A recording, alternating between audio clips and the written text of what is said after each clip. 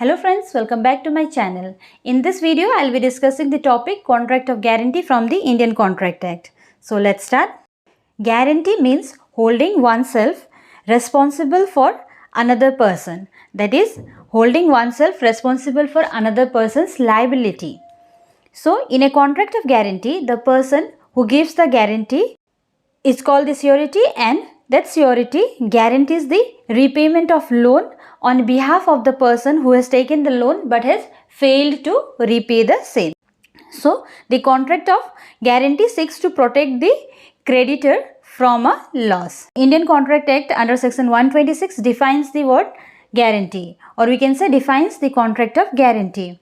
As per section 126, a contract of guarantee is a contract to perform the promise or discharge the liability of a third person in case of his default. So, as per this definition, we can see that a contract of guarantee is decided to accomplish a commitment or discharge the liability of the third party in case of his default. The person who gives the guarantee is called the surety, and the person in respect of whose default the guarantee is given, he is called the principal debtor, and the person to whom the guarantee is given is called the creditor. So, in a contract of guarantee, there are three parties.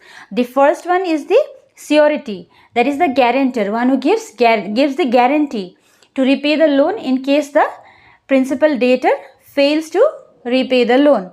The second one is the principal debtor, that is the person who takes the credit from the creditor or who avails the loan from the creditor, and the third party is the creditor, that is the person who gives the loan to the principal debtor. So, in a contract of guarantee, there are three parties: surety, principal debtor, and the creditor. Now, let us understand the contract of guarantee with the help of an example. Suppose A takes a loan from a bank.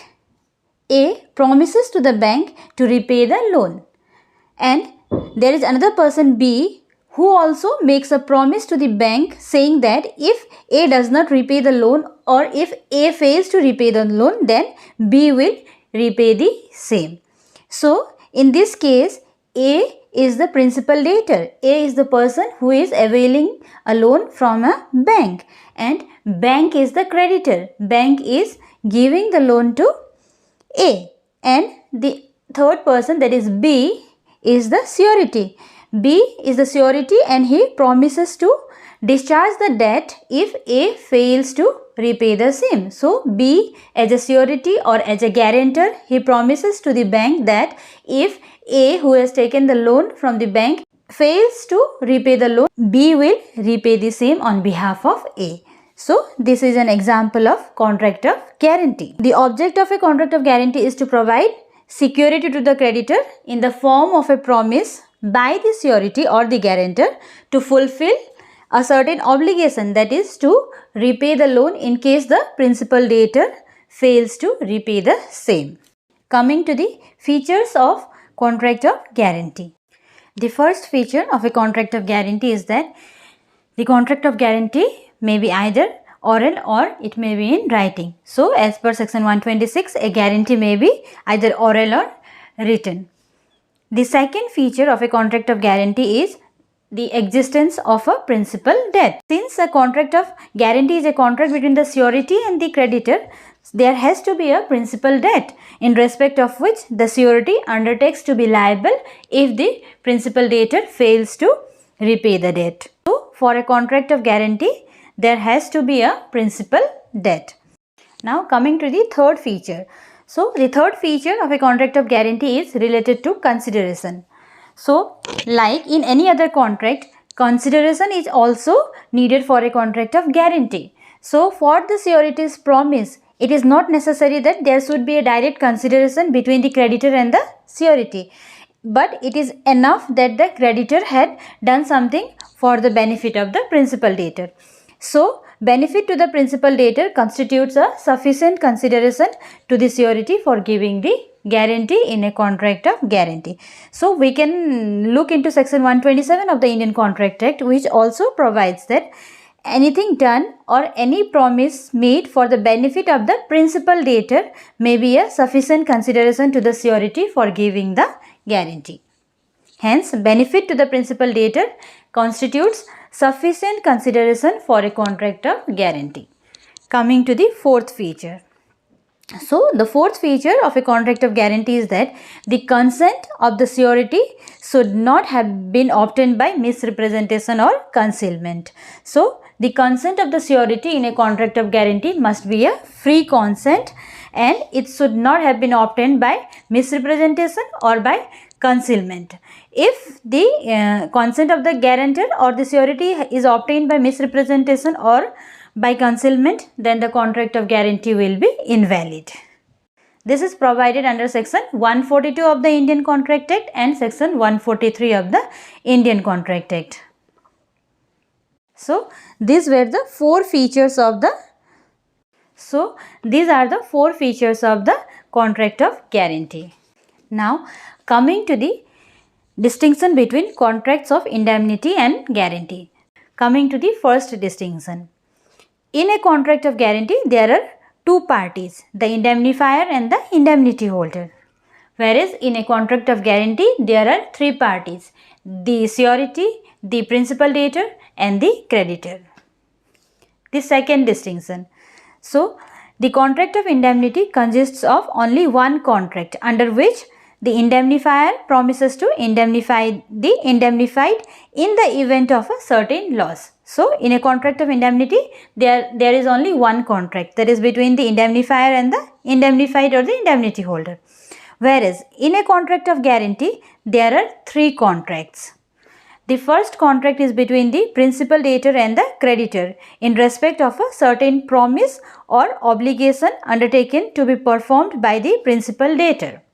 The second contract is between the surety and the creditor. The surety undertakes to perform the same obligation by which the principal debtor has undertaken in case the principal debtor makes a default.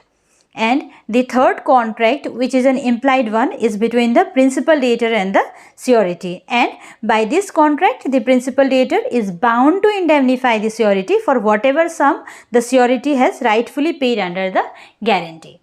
So, in a contract of indemnity, there is only one contract, that is between the indemnifier and the indemnity holder. And in a contract of guarantee, there are three contracts. The first contract is between the principal debtor and the creditor. The second contract is between the creditor and the surety. And the third contract is between the principal debtor and the surety. The third difference is the object of a contract of guarantee is the security of the creditor. So, a contract of guarantee presupposes a principal debtor and a certain debt or an obligation for which the principal debtor is primarily liable. Object of a contract of guarantee is the security of the creditor, whereas a contract of indemnity is made to protect the promisee or the indemnified against some likely loss. Coming to the fourth difference. In a contract of guarantee, the liability of the surety is only secondary one. That is, surety's liability arises only when the principal debtor makes a default. If the principal debtor does not make a default, then the liability of the surety does not arise. But in a contract of guarantee, the liability of the indemnifier is a primary one. He undertakes to be liable when the contemplated situation is there. So, in a contract of guarantee, the liability of the surety is a secondary one, whereas in a contract of indemnity, the liability of the indemnifier is a primary one. Coming to the fifth difference and the most important one. In a contract of guarantee, after the surety had discharged the liability of the principal debtor and had paid to the creditor, he steps into the shoes of the creditor and the surety can realize the payments made by him from the principal debtor. However, in a contract of indemnity, the loss falls on the indemnifier alone and therefore after the indemnifier has indemnified the indemnity holder, he cannot recover the amount from anybody. So, these are the 5 differences between the contracts of indemnity and guarantee. In my next video, I will come up with the topic liability of surety, or we can say nature and extent of surety's liability and discharge of surety from liability. Thank you for listening, and if you like the content of my videos, please subscribe to my channel and do like and share the videos. Thank you.